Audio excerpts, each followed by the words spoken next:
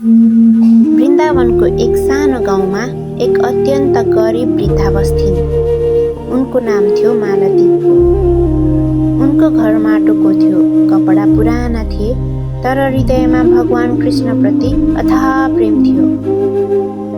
हरेक बिहान उनी यमुना किनारमा गएर पानी ल्याउँथिन् र एउटा सानो मन्दिरमा बसेर भन्थिन्, हे कान्हा, मसँग दिनलाई धन छैन, तर मेरो मन तिमीलाई नै अर्पण छ।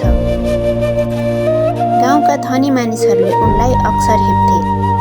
कसैले भन्थे, के भगवानले तिम्रो कुरा सुन्छन् र? कसैले हाँस्दै भन्थे,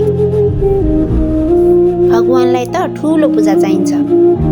तर मालती मुस्कुराउँदै भन्थिन्, भगवान धनले होइन, भावनाले खुसी हुनुहुन्छ। एक दिन जन्माष्टमीको ठुलो उत्सव आयो। गाउँभरि सजावट भयो, मिठाई बाँडियो, भजन गुन्जियो। सबैले भगवान कृष्णलाई चढाउन बहुमूल्य उपहार ल्याए। सुनका मुकुट, चाँदीका भाँडा, महँगा वस्त्र। मालतीसँग भने केही थिएन। उनले आफ्नो घरमा भएको अन्तिम मुठी चामलबाट सानो खिर बनाए। उनको मनमा डर थियो, मेरो थोरै प्रसाद भगवानले स्वीकार गर्नुहोला त? राति मन्दिरमा ठुलो भिड थियो। धनी मानिसहरू अगाडि गएर गर्वका साथ उपहार चढाइरहेका थिए। मालती भने भिडको पछाडि उभिरहेकी थिइन्। अचानक मन्दिरको दीपक एकाएक निप्न थाल्यो। हावा जोडले चल्न थाल्यो। सबै मानिस डराए। त्यसै बेला मन्दिरभित्रबाट एउटा सुमधुर बाँसुरीको धुन सुनियो। सबै चकित भए।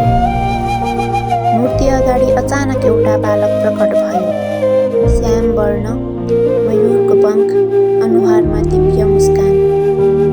त्यो स्वयं भगवान कृष्ण हुनुहुन्थ्यो। सबै मानिस आश्चर्यले नतमस्तक भए। तर कृष्ण सिधा मालतीतिर जानुभयो। मालती डराउँदै पछाडि हटिन्। कृष्ण मुस्कुराउँदै भन्नुभयो, मालती, मैले आज सबैभन्दा मिठो प्रसाद पाएको छु। उहाँले आफ्नै हातले मालतीको सानो खिर खानुभयो। त्यो दृश्य देखेर सबै गाउँले स्तब्ध भए। धनी मानिसहरूको आँखा लाजले झुक्यो। कृष्ण फेरि भन्नुभयो, जसको मन शुद्ध हुन्छ, उसको सानो अर्पण पनि मेरा लागि अमूल्य हुन्छ। यति भन्दै कृष्णको दिव्य रूप प्रकाशसँगै हरायो। तर मन्दिरभरि बाँसुरीको धुन अझै गुन्जिरहेको थियो। मानिसले बुझे, साँचो भक्ति धन, शक्ति वा देखावटी पूजाले होइन, निर्मल हृदय र सच्चा प्रेममा हुन्छ। राधे राधे।